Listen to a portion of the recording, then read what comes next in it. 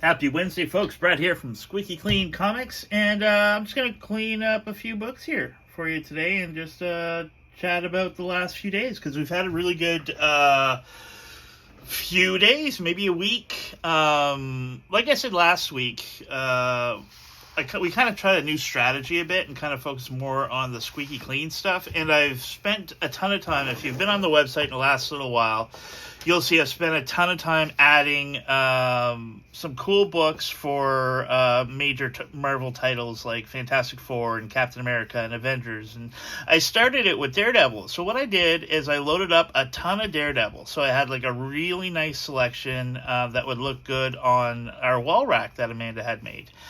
And so I did that up and I threw a sale up. And right off the bat, I got a sale out of Detroit with a gentleman named John Bisa.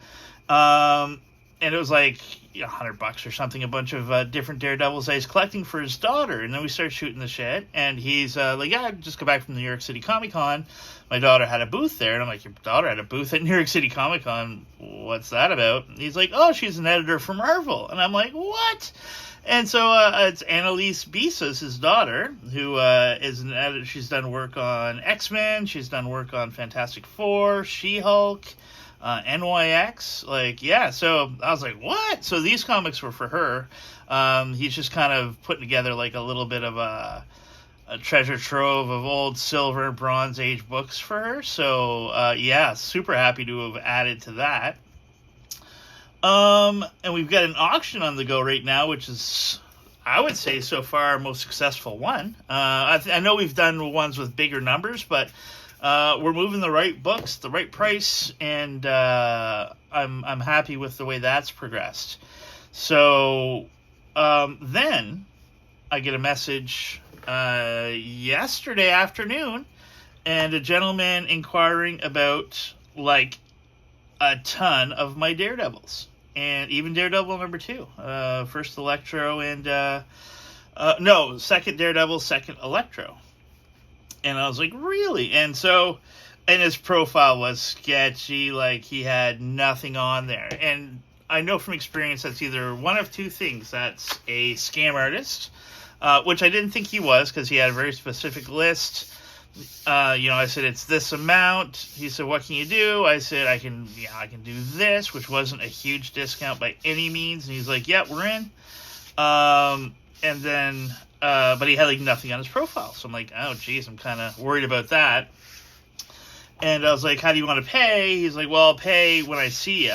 I had that happen last week where a guy said, yeah, save this complete run of, Venoms for me, and then he bailed. And so I took the ad down, or I put it as pending, and then it never happened. So that was a bit of a pain in the arse. And so I said to Buddy, I said, well, I got burned last week with this sort of thing. I'll take the ad down, and because he's buying enough of them that the ad can come down, and all that. Take it off the website if you give me 25% down, which is still a good chunk. And so, he's like, yeah, no problem. And so he's coming to town on Saturday, and he's going to square up and pick up these huge stack of 12 cent and 20 cent and 25 cent Daredevils for his collection.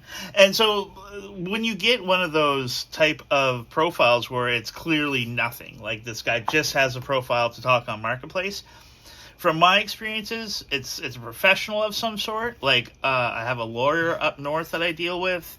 A buddy of mine's a probation officer, and he usually keeps his pretty cleaned up. And you know what I mean? Like, it's probably, if it's not a scammer and you get a good feeling about it, he's probably a professional of some sort, whether he's a cop, a lawyer, a parole officer, support worker of some sort. So don't necessarily be scared of those profiles. Feel them out. They're not all crazy on Marketplace, but yes, they are certainly crazy. Like I before that, I had a message from a guy that was like, how much for all of them? And I'm like, I don't know, $8,000. You know what I mean? Like a lot of money.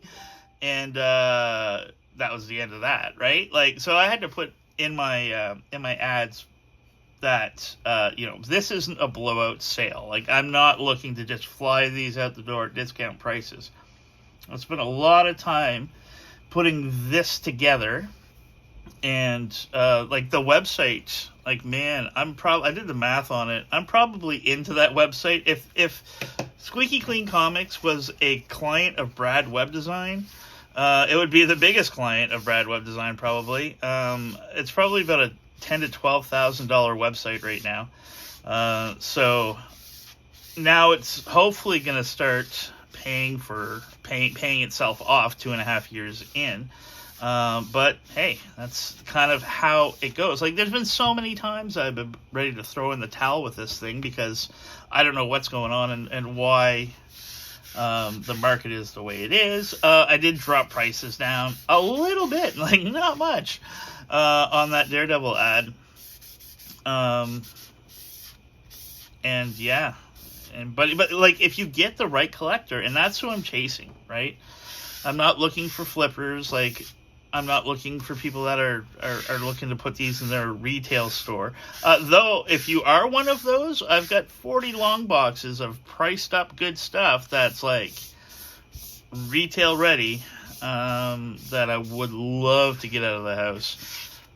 They'd be like probably $500 a long box, but there's 250 Marvel DC books in each one. That's at least $3. But like, Amanda's like, there's $50 books in there, and I'm like, yeah, I know. Like, there's lots of good stuff in those bins. We just don't have time to go through them. And with her, she can spend 7 hours on an auction doing her books and throwing a couple Squeaky Clean books, and get $100, or we do the Squeaky Clean style auction. And so far, it's worked out well. We've done more than 100 on both of them. So, this is definitely not a business you could run and live off of at all. You definitely have to have some kind of, unless this is your job. Maybe. I don't think so. I don't know if you could as a independent type of dude. I know I couldn't, and Amanda couldn't. Like, the only reason that we're able to do it is because of Brad Web Design. And that still keeps me busy. Like, I've got that side of it so streamlined that when clients are like, hey, can you make an update for me? I can do it pretty quickly depending on the update. Like, common things that I do for clients. Thane Dunn's a client of mine. He's the best Elvis impersonator on the planet. He'll message me a couple times a week, hey, add this show. It takes me 10 minutes. Not even. Depending on the show and the link and stuff. Same thing, like, I do that same thing with the Review Art Center. Doesn't take very long for me to update a show or remove a show. I have ongoing work that I do for Outlaw Rides, which is a local motorcycle shop that sells like the coolest bikes. So I load bikes on their website for them, and I delete the inventory. It takes me no time at all to do because I built the system. Well, not built the system, but kind of to an extent built the system within the system. He could hire somebody to do it, but it would take them a little longer, and it just makes more sense for them to pay me to do it. But yeah, that is about it. That is about all. So we're doing well. Things are decent. I don't have a whole lot of comics left to clean and press. I've bought 125 Bronze Age Marvel and DC from a fellow that should be showing up this week. Yeah, now I'm looking for some more comics to buy and trade for. So if you want to do some trade, man, I want a bunch of comics to clean and press, because all I have left to clean is this stack, which is like it's kind of, as I get comics, there's always like 2 or 3 in a lot that's like, I'll clean that later because it doesn't excite me. And this is a stack of the comics that don't really excite me. But I'm going to chip away at them for the next few days. Yeah, I won't be doing any more big updates to the website probably for a couple weeks. I think I've loaded up a whole other long box in the last little while.